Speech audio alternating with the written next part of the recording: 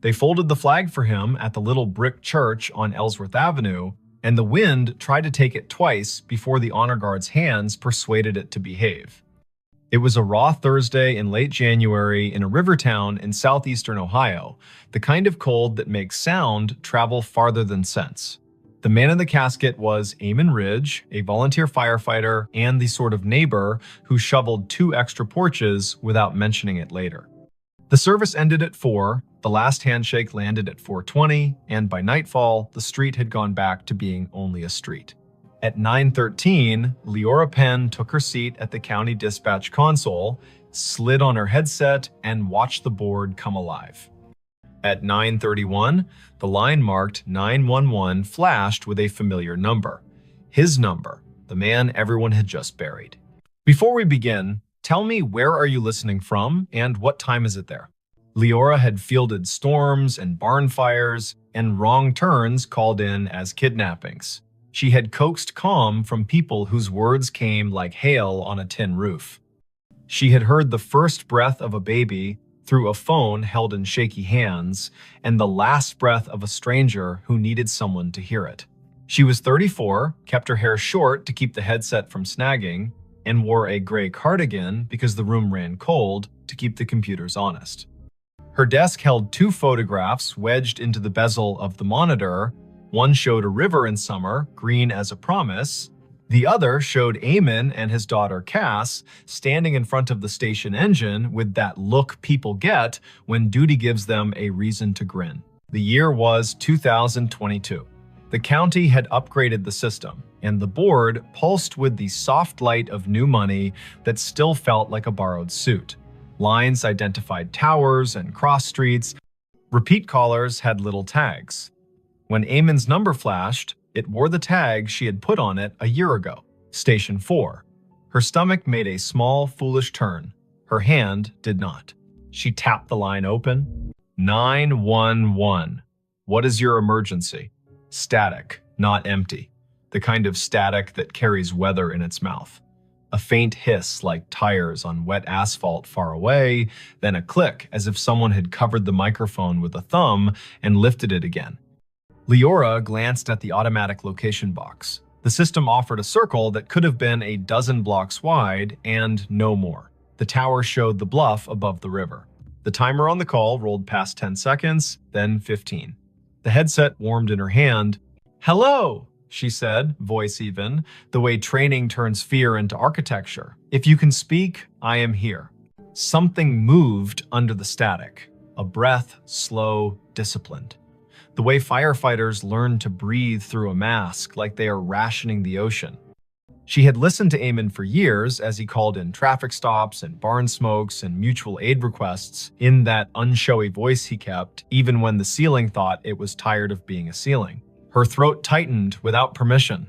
The board did not care. It kept time. The night supervisor, Brandt, rolled his chair closer, not touching her cord. He was 50, part-time philosopher, full-time keeper of snack drawers. His eyebrows asked a question he did not give words to. Leora tapped a note onto the incident log with deliberate fingers. Caller number displays as decedent from earlier funeral. Open line. Faint audio. Possible misroute for memorial device. Possible spoof. Monitor. "Eamon," she said quietly, because sometimes names open doors the way keys do. "If you can hear me, give me any sound."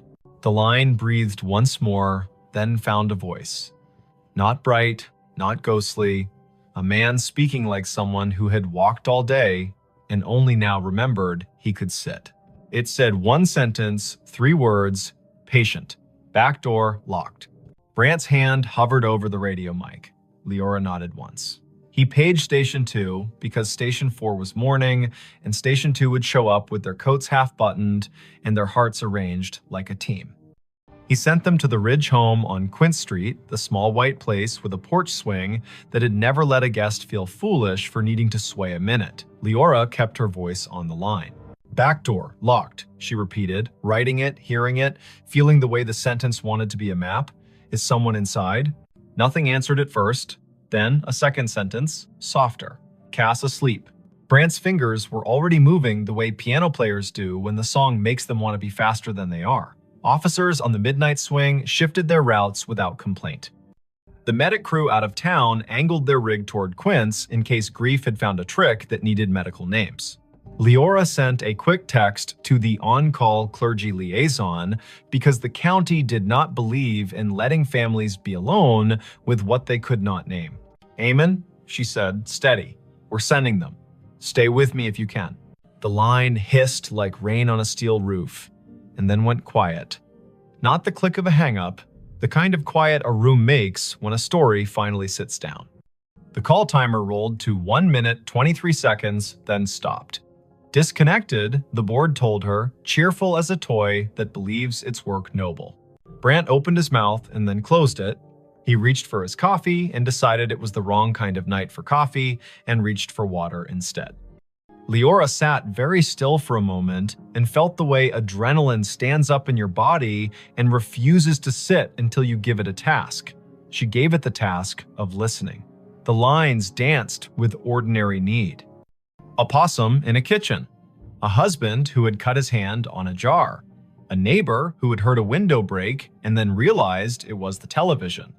Her hands did their work. Her ear held a room for the line that had gone quiet. Officer G. Park radioed in first. Voice crisp. Tires crunching on salt in the street. Unit 3-1. Quince Street. Back porch light on. Back door indeed locked. Copy request to knock. "Copy," Leora said, hearing her own voice make simple shapes. "Proceed." There are knocks that sound like questions and knocks that sound like the start of a fight. Officer Park knocked like a person who has played in a string quartet. Firm, meticulous, willing to wait between knocks. Leora heard the long, thin silence on the open radio channel that means everyone has decided to breathe in sync. A porch swing creaked, whether from wind or memory. Then Park again, softer. Visual on subject in living room. Teen. Asleep on couch. Television on mute. No visible distress. We are making entry. Park called the locksmith number taped to his visor, because there is always one, and he also called the small cheat that officers inherit, which is to lift the back door on its tired hinges when you turn the key the wrong way. The door opened, a floorboard confessed itself. Park moved through a small kitchen that smelled like heat and spice and thyme. He said, quiet as a blessing, "Cass, it's G, it's me." The girl woke with that rough sound grief makes when it has only just let go for half an hour at last. "Back door," Park said into his shoulder mic. "Locked, now secured." Subject breathing, oriented, tearful, says she fell asleep and forgot the back after the last aunt left. She says her dad would have said it. She says she heard him say it sometimes, even when he was alive, when she forgot. "I'm locking up, then staying here until her aunt returns." The call had been the little bridge a county makes when one house cannot manage all its doors alone. Leora typed. She logged, she breathed. She answered a call about a siren that would not stop on a fire alarm panel, which is a call that can ruin a night or return it to its usable shape. She told Brant she needed 30 seconds, stood up from her console, walked to the stainless sink by the break room door, and washed her hands as if she had been in a kitchen that required respect. At 10:48, the line lit again. Same number. The board did not know how to feel about that and chose its usual indifference. Leora took it. 911. A voice lives inside a headset after a while. The nerves learn routes, the body decides where to keep the sound. The phrase came through low and clear. Basement. Pilot light. She did not hesitate. She sent the fire crew already on Quince next door. She told Park. She told the aunt, who had come breathless from her own house 3 blocks away, that they were going down the cellar stairs for the little square of flame that keeps a winter from doing more harm than good. She heard Cass in the background say, without fright, he always listened to the furnace like it was trying to tell him a joke. Engine 3 called in. Pilot light out. Gas smell minimal. Windows open. Relit. Carbon monoxide monitor registers safe. A firefighter Rowe, who had once done stand-up for exactly 2 open mic nights, and then decided his comedy belonged in the bay with his coworkers, added gently, Whoever called this in has good ears. The board calmed, the town kept its little noises, the river told the ice what to do, and the ice obeyed or not. Leora's shift slid past midnight. At 1:19, she poured tea she did not want and drank it because warm things are a kind of law. At 1:40, an old man reported a woman knocking on his side door asking for a light, and she sent Park and his partner again, and it turned out to be a neighbor who had locked herself out, and they laughed about solutions and did not mention grief, so it would not be tempted to take that house too.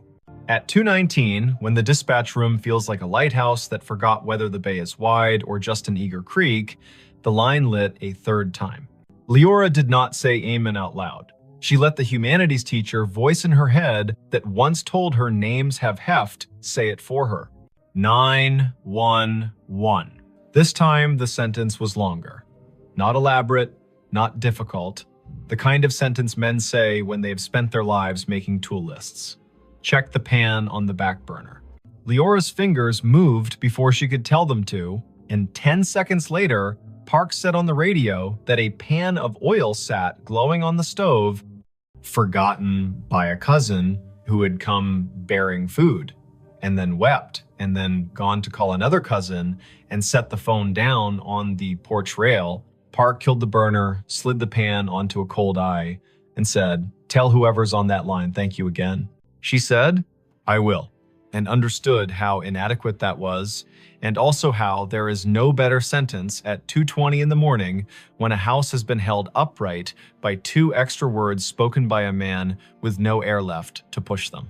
By dawn, the calls had slowed to their usual winter trickle. The board made its little satisfied beeps, the shift change crept near. Leora printed the overnight logs for the lieutenant in charge and set them in the bin with the neatness of a person who believes paper is a form of kindness. She took off her headset, set it on the hook, and let her neck decide it had been a stiff night. On her drive home, the river looked like a sheet of hammered tin under a sky that had not yet decided whether to blush. She stopped at the corner store for milk and oranges. The clerk rang her up and asked if she had been at the funeral, because everyone had been at the funeral, even if they had not parked their bodies in a pew. Leora said yes, and the clerk said he had known Eamon since they were boys, back when the river took 2 boys and gave back 1, and how the one who came back had never raised his voice again, unless it was to make a frightened kid laugh in a smoky basement. Leora listened. The clerk put 2 extra oranges in her bag, the way men do when they feel the night reach its hand into the room and cannot keep all the light from leaving. She slept until noon and then sat in her kitchen with the radio low and the blinds open to teach the afternoon how to behave. Her phone chimed with a message. It was Cass. Leora had given her number to the aunt without thinking, and nothing about this felt like a boundary violation now. The message was a picture of a backdoor lock and a caption. "He did it again, thank you." She replied, "You did it." He reminded, "That is a team." Cass sent back a heart in the color teens choose when they mean it and do not want to seem silly. Word traveled without gossip's teeth in it. People told each other the version they could bear. Some said the call after the funeral had been a trick of towers, an echo, a message scheduled by a grieving mind that had set a reminder on a phone. Some said Eamon was still doing his rounds, making sure pilot lights and pans behaved. The chaplain said he did not know the mechanics of it and did not care, that love gets to serve in whatever uniform it likes. The fire chief said quietly to Leora, "If my number ever lights your board and I am not in a position to help myself, send the crew. I will not be offended if you use my name to get them there faster." It is Wanan. The next week brought the kind of snow that erases the edges of things. Leora worked 3 overnights in a row and learned to sleep in squares of 4 hours like a cat. She took a call from a man who had found his wife on the floor and guided him to count and compress, and the medics arrived before the counting rasped the hope out of his voice. She took a call from a woman who had locked herself in a bathroom because her boyfriend had stopped being gentle, and she kept the woman talking about the photograph on the wall while the officers climbed the stairs 2 at a time. She did not think about the line until it lit again 2 Fridays later at 1 in the morning. She kept her voice clean. 911. Eamon's voice came again, thinner, like a person speaking through a scarf. It said, in a tone part instruction and part apology, "Box of matches in the junk drawer beside the oven. Throw them out." She told Park. Park went. He opened the drawer and found a box that had wicked itself damp and mean. He took it to the back porch and soaked it and binned it, and then came inside and wrote a sticky note for Cass that read, "Your dad told on you." She woke to it and laughed in that shocked way laughter has when it has been given back its license to exist. Not every call was that kind.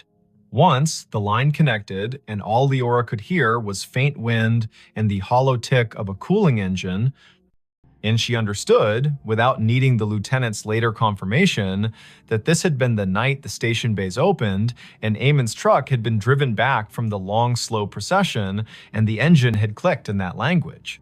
Machines use to admit fatigue. Once, the line carried only a sound, like boots on gravel, exactly 3 steps, then the pause of a man looking at a sky he used to know from a ladder truck. Once, nothing came at all. And still, she stayed on the line the way you stay on a porch after a friend has gone inside, just in case one more sentence needs to come out and walk around in the air. Spring loosened the river. April made the churchyard look less stern.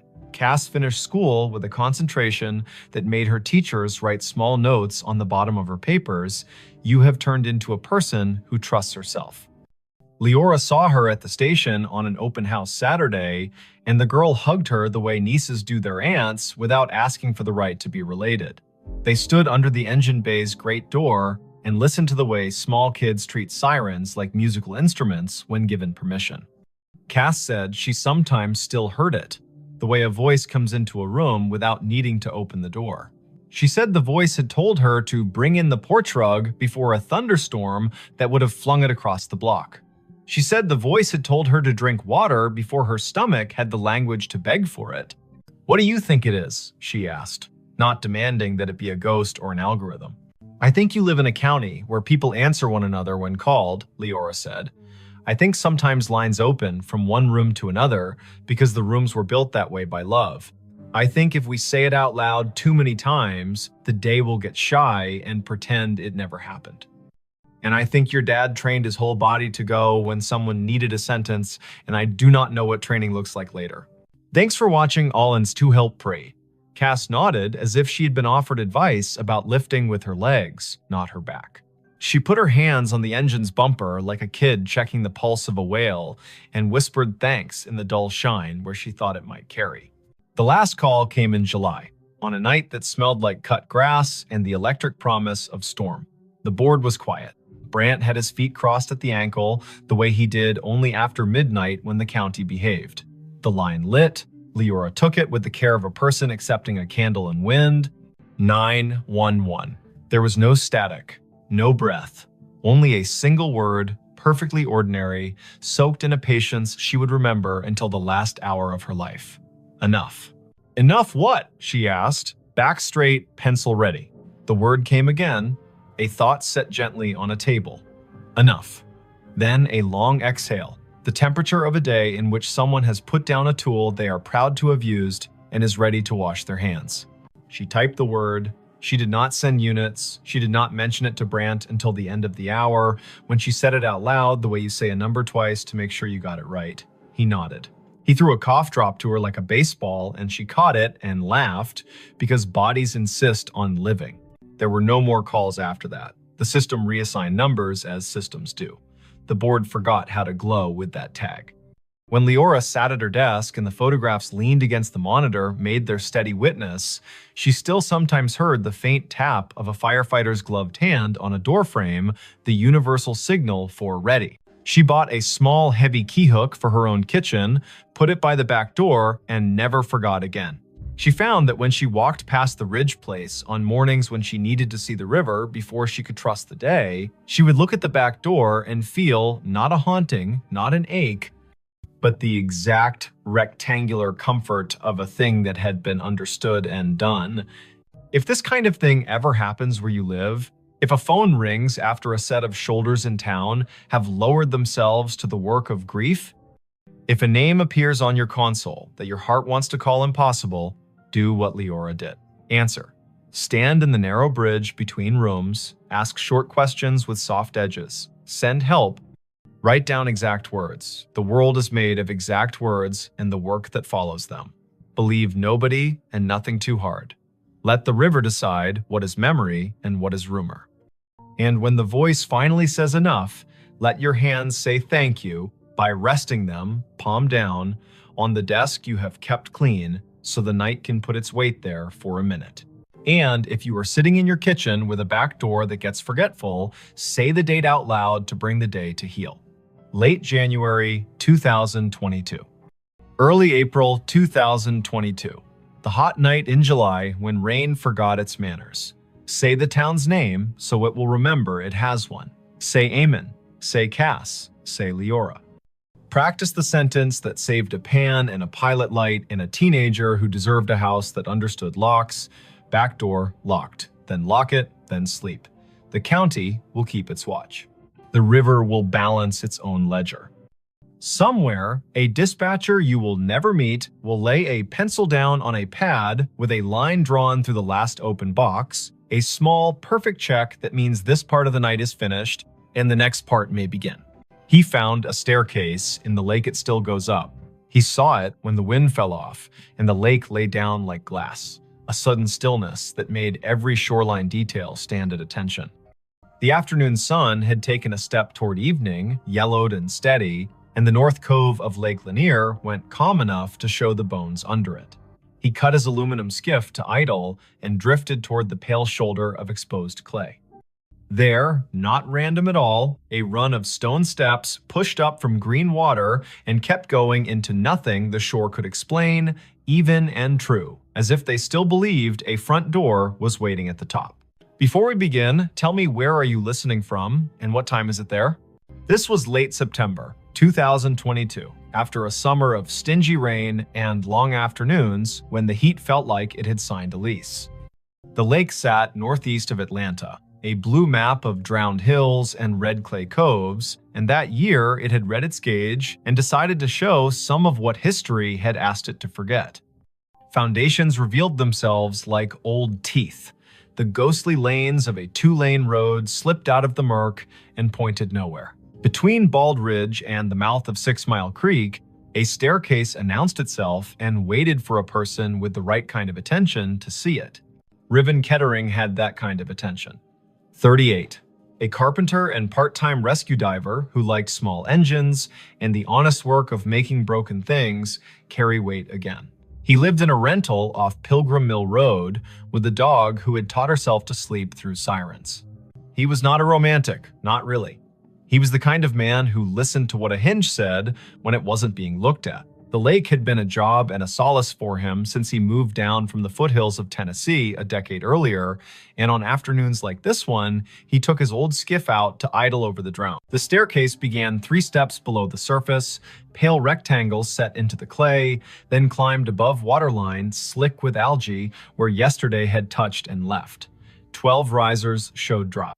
They marched up the bank as if they had no intention of stopping, then continued past where stone ended, the air holding their measure with a confidence that made nothing in Riven's head feel quite steady. He nosed the skiff forward until its snub bow made a soft knock against the lowest dry riser. The hull and the stone talked for a second, low and hollow. He stood, keeping knees loose, eyes at a level where you can decide a thing without pretending it's not, pretending you first. The steps were fieldstone set into a poured bed, careful work from when hands were steadier because nothing had asked them to type yet.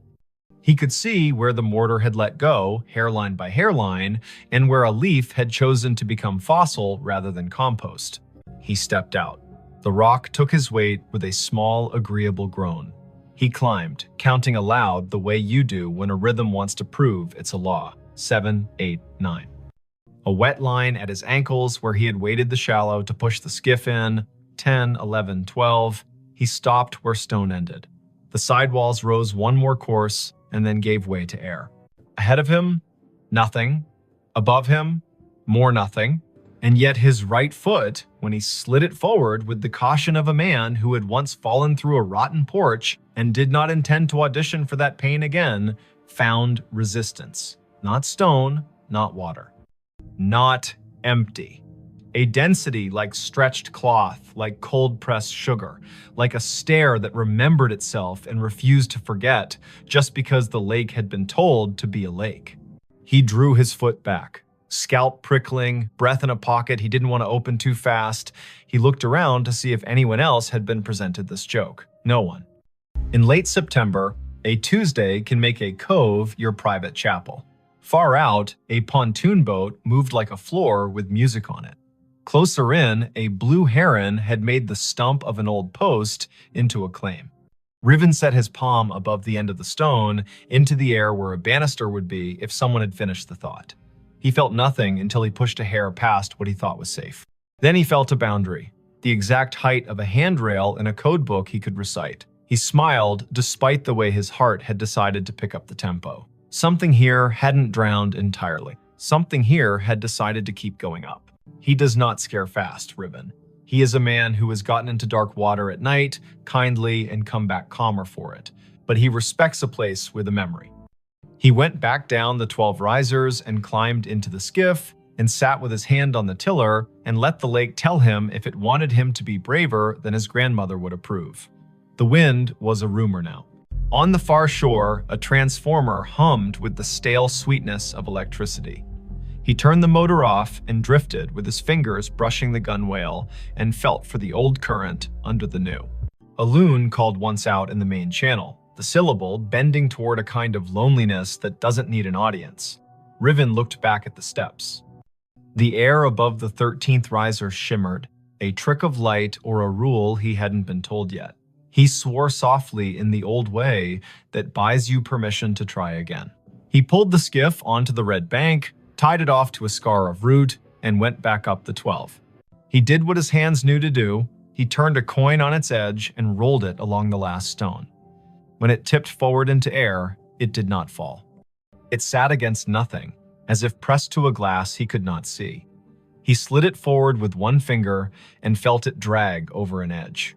He slid his boot after it and met a tread that had weight. He put his full foot down and his bones agreed that physics had not been insulted, only invited to a different kind of party. He brought the other foot up. He stood on the 13th step of something that existed without confessing to the eye. He took one more. 14. He stopped. He is not a fool. He turned to look at the lake, which does not care if you find it holy or treacherous, so long as you understand which mood it is in. The cove held its breath. He stepped backward down the 2 air treads with a caution that felt like a prayer you say without agreeing you're saying it. He stood again on stone that had no arguments and breathed the kind of breath that renters of boats make when the motor coughs once and then forgives you. Lake Lanier carries stories the way clay carries footprints. Old towns lie under it, old churches, the ghost lanes of Old Federal Road. People will tell you about a stalled truck on a fogged bridge and a handprint on the back window after, about divers who won't go down a second time because they looked through a school of crappie and saw a porch swing move. Some of that is what happens when humans leave water to be the keeper of their history. Some of that is people being lonely and needing their fear to wear a costume. Riven carried none of those stories in the silly way. He carried them the practical way. He knew people had been told their land would drown for the good of cities they would never see, and some of those people had said their names into the bank and put rocks one on another to make the land remember. He went home with the staircase in his notebook and in his knees. He did not say the shape of it to the bartender at the place on Brown's Bridge, who called everybody chief. He did not post a photo because the lake punishes people who turn it into spectacle. He slept badly and woke before his alarm and made coffee meaner than necessary and drove back with a coil of thin rope and a chalk box and the tape measure he used when perfection had to be part of the bill. Morning lake, blue as breath. The skiff skittered over wind ruffles and slid into the cove willing. He tied a chalk line at the last stone and played it out up the air, marking nothing with blue dust that caught in nothing and hung there like a trick. He laughed once, quietly. He measured riser height with the tape and found consistency that would have made a county inspector nod. He tied a loop in the rope and lowered it down the near face of the steps. The loop sat against an invisible edge and held, not tight, not loose, as if politely told to wait. Half an hour went by that way. Numbers, angles. The carpenter in him building a drawing that would keep his fear inside its lines. When he finished, he sat with his back against the sidewall and let his head find the cool of stone that had learned shade. The world stepped closer. From somewhere he could not triangulate came a sound that reminded him of a bicycle bell rung just once. In politeness, he stood. The sound did not come again. He walked down the 12 and waited on the shoreline while the lake decided whether to ignore him or to grant him more. A woman called from the top of the red bank. Riven looked up. She was tall and rangy, mid-40s, wearing the kind of straw hat that makes a person look like they know how to move in weather. She carried a camera with a strap that had been repaired twice and a notebook bulging with the kind of paper that did not come out of printers. She introduced herself with a grin that answered questions he had not asked. Mara Clary. She ran a small outfit that mapped drowned towns and grave relocations for counties that cared to admit their forgetting. She had a copy of the Army Corps' old charts and a habit of showing up where the lake loaned the present to the past. "I've been told you've got steps," she said, "and that they keep going up." He wanted to ask who had been talking. He wanted not to have his name in a stranger's mouth. But she put her hand on the sidewall like a careful person says hello to an old horse, and the way her face took in what she saw made him feel less alone in his own seeing. He nodded. He told her his name and the number of air treads he'd let himself trust. She whistled low. "Lanier tells on itself every few years," she said, eyes on the shimmer above the 13th. "But I haven't seen it do this. Fieldstone, that would have been a front walk probably. Or the stairs to a porch. You can tell from the way these aren't as steep as church steps. And there would have been a dog who slept halfway up until someone came home at supper." "Everyone says that about any porch," he said, smiling despite himself. "Only because it keeps being true," she said, and laughed like a sound the cove had missed. They measured together, she took photos, he held a stick out over the air risers and watched the end bounce against nothing. They left offerings the old way. He peeled the paper off a peppermint and set it on the third stone step. She untied a strip of blue cloth from her hat and tied it to the root that held his skiff's rope. The lake, if it acknowledged that at all, did not show it. She opened her notebook to a page where she had copied in neat letters the names and dates of households taken when the valley was flooded in the early 1960s. 2 farms had sat on this spur, the Sumter place, the Jory place. Sumter had 5 children and a clean way with fence lines. Jory was famous for a Sunday table and a sour temperament the rest of the week. The county had cut checks and called it a necessity. The stairs could have been either family's. But on the sidewall, low near the 5th riser, they found a mark cut into mortar with a nail or a stubborn penknife. A letter. "Jay, you think Jory," she said. "Or June," he said. "Or Josephine. Or a boy who didn't get to grow into his handwriting rights, their first initial into any stone that isn't busy." The lake made a small sound against the hull, a shrug. They came back the next day, and the next after that.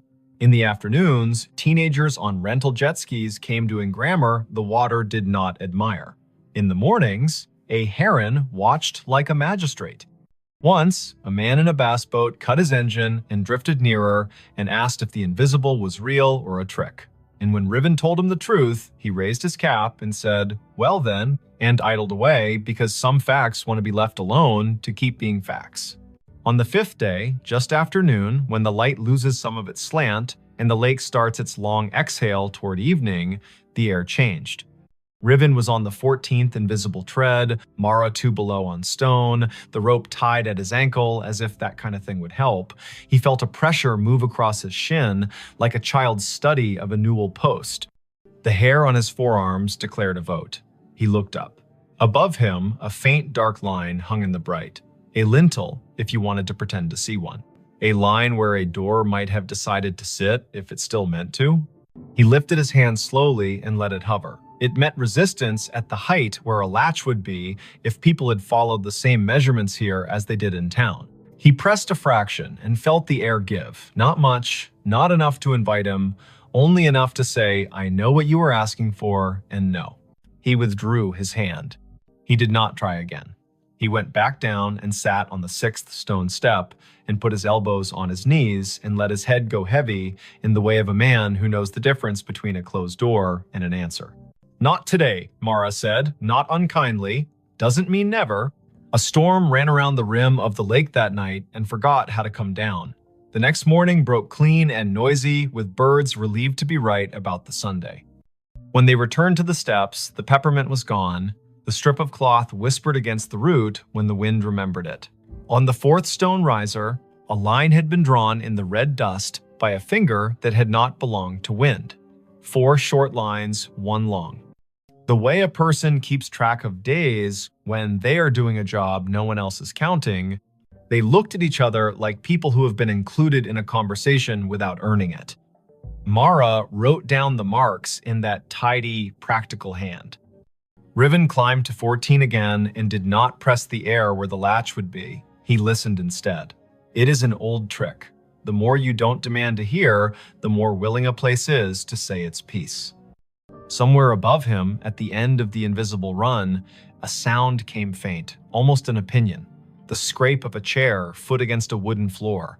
Once, then a breath, remarkably ordinary, let out by someone who was done with a small effort and is pleased to have finished. He let his knees bend and went back down, step by careful step. The county put out a notice, polite as a church lady, asking people not to climb anything that felt like absence.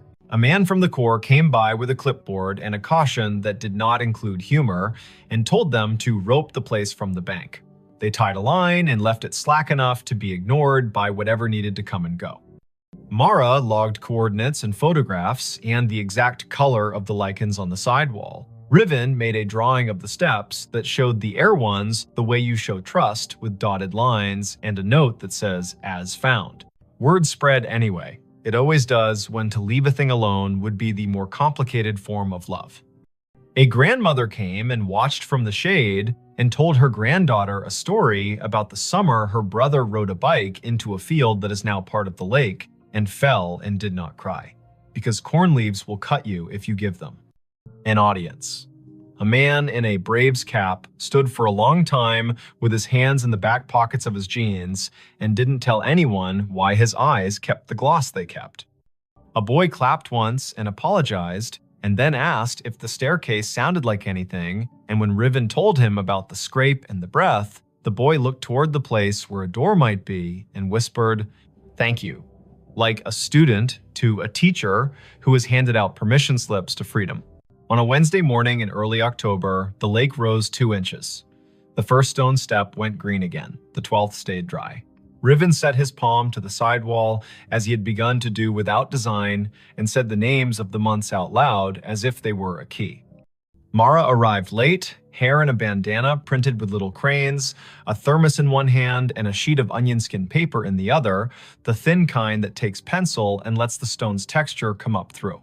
She rubbed the J, the nail-cut letter, and the tally marks. When she lifted the paper, the letter and the lines looked like a message written by someone whose words had to be rationed. She tucked the rubbing into her notebook with a care Riven recognized as kin to prayer. By noon, clouds built into a boast. Mara packed her camera because electric things deserve not to be insulted by weather.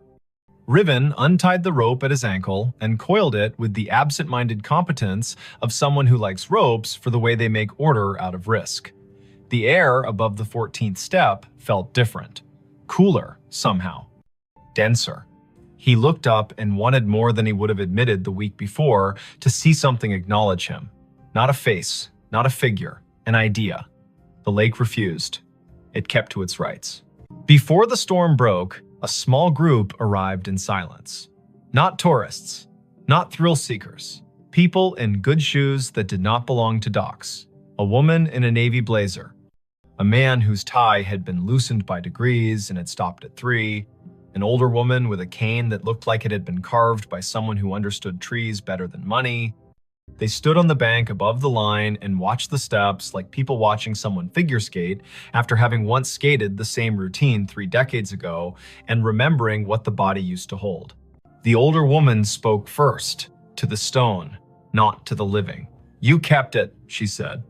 "You stubborn thing. I told them you would." She introduced herself when Riven climbed down to the bank with his curiosity plainly showing. Ada Sumter Jory. Not a marriage, she was quick to clarify, but a habit of names borrowed and kept. Her father had been a Sumter, her mother a Jory by necessity and grievance. She had been 10 when the men from the government came and put stakes on the hill and told her they were measuring to make the river useful. She had been 14 when the kitchen was dismantled and stored in a relative's shed, and the porch chairs were put on a truck without the porch. She had been 15 when the lake finally climbed to the 7th stair and the dogs refused to sleep where they had always slept and had to learn ground new as $1. "My granddaddy set those stones," she said, chin lifting toward the steps. He knew the grade by eye. House stood there. She pointed at the air, ran long that way. Kitchen at the back, where mornings were honest. Stairs to the sleeping rooms tucked in right of the door. He told me we build stairs for coming and going and for waiting. That last part is where the world gets the math wrong. She cleared her throat once, a small thing that meant a larger thing had moved through it. "My brother wrote his letter J in the mortar before it set," she said, and smiled fully for the first time. He was 5 and mad because he had not been allowed to carry a stone and needed to have done something the porch would remember. They watched the lake together as it considered which forenoon belonged to which afternoon. Mara showed Ada the rubbing, and Ada put her palm on the paper like a hand over a baby's sleeping flank. "He stayed mean," she said of Jory, but without any real heat. But he loved that stare. Sat halfway up when he had nothing to do and the weather had nothing to argue about. Played that little bell you keep hearing because he liked the neatness of a sound that stops when you take your finger off it. The storm arrived, they covered what needed covering, the skiff rocked and complained, and then remembered it had been in worse moods and calmed. The rain washed the red dust off the risers and gave them back their gray. The air cooled like a head turning on a pillow to the comfortable side. Ada walked down to the second step and touched it like the forehead of a child with a fever breaking. "Enough," she said to the rain, to the year, to the air that had learned to hold treads. In the weeks that followed, the staircase did what durable things do when they decide to belong to more than one story. It kept being itself. The lake rose and smudged the lower steps and then pulled back like a long breath returned. Riven kept coming because he had begun to like the feeling of leaving a place better than he found it by doing nothing but listening the way a well-made chair listens when a tired person sits. Mara wrote a piece for the County Historical Society that began with the sentence, "There are places we drown and places that refuse." Ada came twice more and told the stair her brother's best and worst. And once, on a bright Sunday, when the buzz of outboards sounded like cicadas pretending to be important, she brought a tin of biscuits and left one on the 3rd step because her mother would have called it manners. On a morning in November, the air thin and brisk, frost like pale sugar on shaded clay, Riven came alone. The lake had taken back an inch, the first 2 steps glowed green. He stood at the foot and waited the way you learn to wait when you've been given more than you asked and are smart enough not to get greedy. The wind came off the water and put its fingers through his hair with a familiarity he hadn't earned. Above the 14th tread, the line where a lintel would be shivered and then settled. He put his hand out at the height of a latch and did not press. "Thank you," he said to nothing and to something. He went home and made lunch and fixed a neighbor's sagging cabinet and walked his dog in the long honey of 4 o'clock. He slept that night without the lake climbing the stairs of his thoughts. He dreamed he was sanding a handrail he could not see and woke with the particular ache in his forearm that tells a man he did a good day's work in the world that matters and the one that does not need him but lets him in anyway. If you go out to Lake Lanier on a fall day after a long dry, when the wind has the courtesy to lie down and let the surface polish itself, you can find the cove if you know who to ask and you promise out loud not to bring a ladder. The staircase will be there, stepping up from water into air with the patience of a body that has learned not to argue with time. You can put your boot on the 12th stone and your breath on your rib cage and decide if you will push your foot forward into the space where the 13th waits. If you do, it will hold. Not because wonder owes you, but because someone set a measure here with care, and because sometimes the world keeps an old promise in a new element. Say the year out loud when you find it. 2022. Say the place by its names, Lanier and the valley it drowned. Say the people if you know them, Sumter, Jory. Say the letter on the wall, J. Say the noise a bicycle bell makes when a brother likes attention and the porch has all afternoon. If you leave something, make it small, a ribbon, a peppermint. A finger laid gently in dust to make a line that will blow away with the next weather. Walk back down, let your knees do what they were built to do. Put your hand on the sidewall the way you would on a friend's shoulder when leaving them on their own porch in the dark to listen to the crickets. The staircase will keep going up whether or not your eyes can follow it. It will keep its measure in the air. The lake will rise and cover the lower treads and then fall back and confess again. Boats will hum.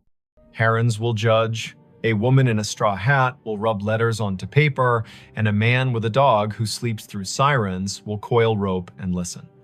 And somewhere under the calm skin of the cove, where red clay holds onto everything it can hold, a front door you cannot see will stay shut and not unkindly, practicing the hardest kind of hospitality there is, offering you a way to ascend and a way to wait, and trusting you to know which one belongs to you today. Her phone pinged at a grave with her name. The notification bloomed on her screen the moment her shoes left the gravel and slid onto the soft path between moss-dark stones. A small bell chime, bright as glass. A banner at the top. You have arrived, Eden E. Hale. The words sat there as calmly as a weather app, as if the city had decided to label her the way it labels a bridge or a square. The place was Bonaventure Cemetery in Savannah, Georgia. Spanish moss hung in long, steady sentences from the live oaks. The river kept its secrets behind the bluff and breathed like a sleeping room. It was late afternoon on a Sunday in early November, the air cool enough to make her wish for sleeves and warm enough to forgive her for forgetting them. Before we begin, tell me, where are you listening from and what time is it there? Her name was Idoni Hale, 28. She worked in visitor services at a small maritime museum upriver, the kind of job that made her memorize the angles of ships and the dates when storms came ashore. She liked fonts and quiet, and the sound salt makes drying on stone. She was visiting Bonaventure because her friend Anson had flown in from Minneapolis for a long weekend, and the two of them liked places that let you feel your breath in your mouth. The year was 2021. Phones knew where you were within decent intimacy. Some headstones wore small plaques with codes that asked to be scanned and promised a story. They had parked on Bonaventure Road under an oak that had learned to be older than most houses. The sky was simple, a clean coin of light. The volunteer at the office had given them a paper map and a soft-voiced list of locations worth the walk if you wanted your day to hold. Look for the little angels facing east. Find the section where the camellias keep blooming against instruction. There's a family plot that feels like a room you shouldn't step into without knocking. No one mentioned a notification. Idoni stared at her phone.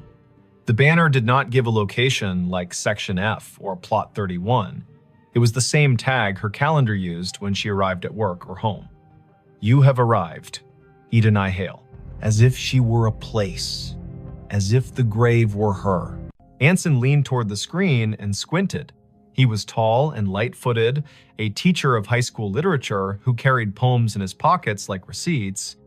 He read the banner and then her face and made a small arranging motion with his hands, the way he does when he wants to place humor where fright is trying to sit. That's a bug, he said, not unkindly. Or a geofence you made and forgot.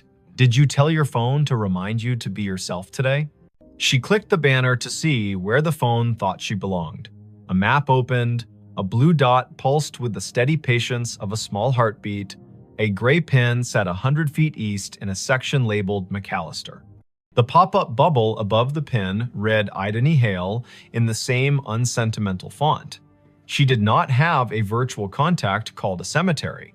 She had not created a reminder to arrive at her own name. The phone had decided the path curled between stones with dates that made you speak them out loud, because numbers are easier to hold when they come through the mouth. 1873, 1920, 2009. The Oaks leaned as if sold on the idea that the living need rehearsal space.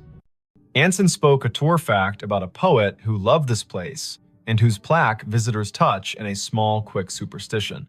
Idoni nodded because liking facts is a way of staying steady. Her pocket shook again. Another chime, the same banner. You have arrived. Ideni Hale. She breathed the way the yoga teacher on the internet tells you to.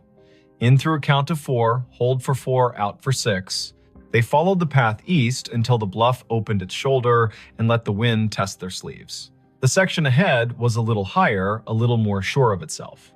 A plot enclosed by low stone, dressed in ivy, sat beneath a live oak that looked like a table that had decided to grow legs. In the center stood a headstone gray as rain, taller than Idoni's shoulder. The name at the top held Ideni Hale. She stopped. You might have stopped too. Her name was not common. Her mother had found it in a book of Old English names and liked the way it sounded like a promise made under a tree. She had never met another Ideni. To see the letters in this order on stone felt like stepping into a movie where you have lines you did not audition for. Anson's hand found her elbow without a show of it. He had the sense not to say, wow, or are you kidding? He stood with her and let the river finish a sentence neither of them had started. The dates carved below the name were the first clean relief, 1974 to 2014, not hers. A woman 2 decades older, gone 7 years now. Under the dates, a line that read as Keeper of the Keys. The stone carried a small oval of glazed photo, a face with hair tucked back, eyes steady, a glint of a key ring at the edge of the frame. The oval was rubbed to a shine from fingers, the way love polishes small things while refusing to say it is love. On the right-hand corner of the stone, someone had bolted one of the new plaques with its little square of patterns. Scan to learn more. People who love story cannot resist a square that holds one. Ideni lifted her phone and let the camera see. A link opened without asking for anything. A page built by a memorial service company bloomed. At the top, the name again. Below, a small biography. A life lived with habits, upright and kind. A childhood in Chatham County. A long run as cemetery sexton. The last line read in a voice that felt like a woman sitting on a step with a mug and a warning and a grin. If you need something, tell the ground. It will tell me. While she read, the phone hummed again. Not a banner this time. A little circle pulsing at the top of the screen, the way maps announce a place with enthusiasm. The circle flashed once, then settled. Ideni swiped down to see the source, a calendar reminder with no category. White, titled simply, Arrived. Location, here. She had not written that. The phone, perhaps, had decided the day needed a label, or the small plaque had more to it than the page admitted. Anson said the woman in the photo had librarian eyes. He meant that as a compliment. He pointed at the key ring. He said his grandmother had been a keeper of the keys at a church in North Dakota, and those women know where every grief sits at every hour, the way a night janitor knows which chairs spit gum and which ones sigh. They stood a while. People walked past in respectful silence, guided by a docent's voice that held just enough theater to keep 15 people from wandering into their own daydreams. Spanish moss moved like thought repeating itself. A flake of light rose off the river and fell back as if it had changed its mind about being air. It would have been a good story already finding your own name on stone, a phone that had the audacity to tell you you had arrived, but something else decided to be true. A little tone sounded from the phone, the way sounds do when an app you forgot you had decides to help. It was the noise her AirDrop made when someone nearby wanted to share a photo at inopportune moments. The screen shifted to a dialogue. A file offered to send itself to her. The sender name was a string of letters and numbers that meant nothing. The file name read Keys. Anson leaned in and made his face calm. "Decline," he said gently, "because strangers in public places with quick hands make tricks, and both of them work in museums and have seen every version of the human habit of testing boundaries." She hovered. Decline would be wise. Accept would be a dare. She pressed accept because sometimes you let stories finish what they start. The file downloaded. It was not a photo, it was an audio file, a minute 42 in length. The waveform showed it wasn't silence. She tilted the phone toward her own ear instead of speaker because you don't open a voice in a cemetery loud unless the voice has earned the right. Static first, then the sound of wind combing something thin, then a woman's voice, the age of a woman, who tells tools where they belong and expects cooperation. The voice said, "Dry as a towel and warm as a summer kitchen. If you are standing over me, child, and your name is mine, you can help me keep my promises. Put your phone on the stone and leave it be a minute. It will tell you where to stand next." Anson's eyebrows did a small jazz riff and then tried to behave. "Okay," he said softly, a word that meant, "I am here and I am not going to ruin this with cleverness." Idony set the phone on the flat top of the headstone the way the voice had instructed. The screen slid into its lock. Her reflection replaced her. The oval photo looked past her shoulder the way old photos always do.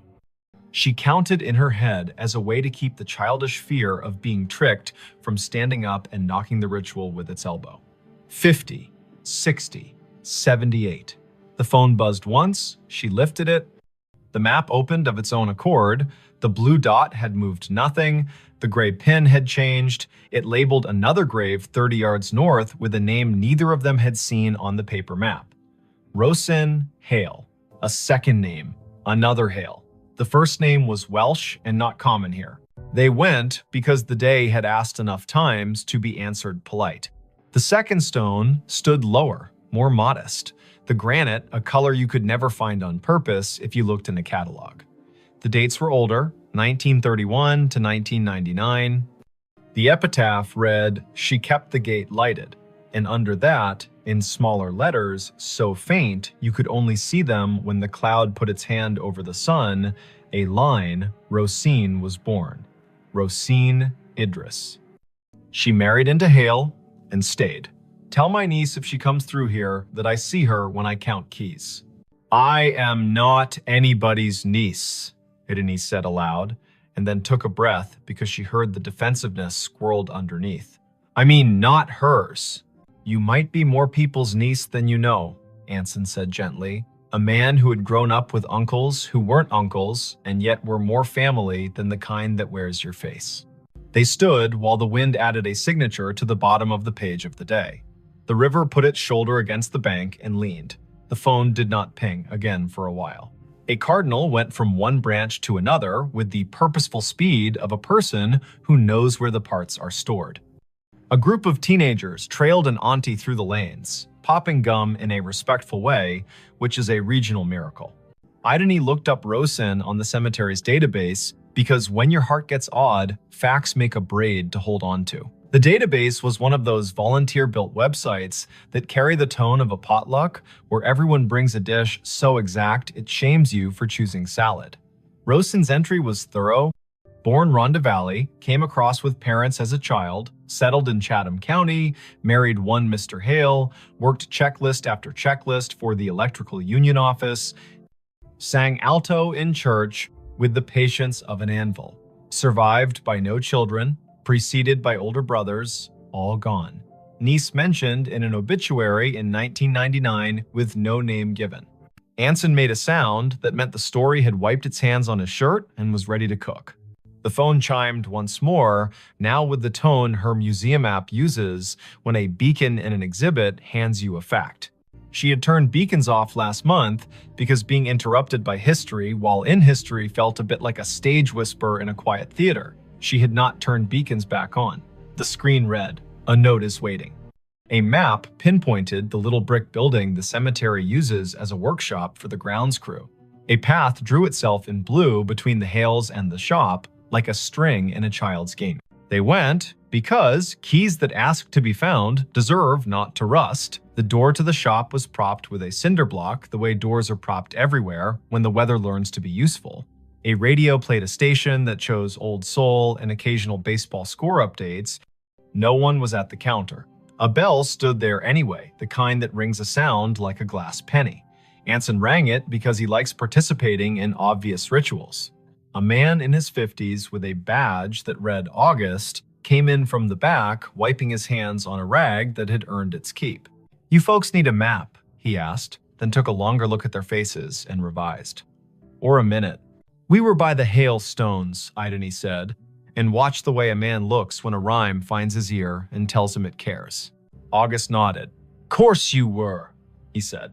"I keep an envelope for that family. Been waiting on who it's waiting on." He reached under the counter, where drawers have learned to hold what should not be lost, and brought up a large yellow envelope with a blue paperclip that had rusted a little by choosing weather. The envelope had 3 words on the front in tidy block letters. For the next Idony, heat went across her face like an honest light. August saw it and stilled. He handed her the envelope the way people hand one another babies, meaning well and moving slow. She opened it with her thumb. Inside, 3 items. A small brass key, old, not ornate, with teeth filed like a decision. A folded sheet torn from a spiral notebook, edges soft with years. And a wallet-sized photo of a woman in a blue work shirt with a name patch and a grin you could feel on your back like afternoon Sunday. The patch read, "Idony." The face belonged to the woman on the first stone. The note was written in blue ballpoint in a hand that pressed harder than paper deserves. It read, "Simple. For the next Idony in this county who can hear me the way a key hears a lock. My niece is out there." She won't say yes to the word niece because words are stubborn. She'll need to open the box in the old mausoleum we keep for tools and favors. The key is for the small door on the left.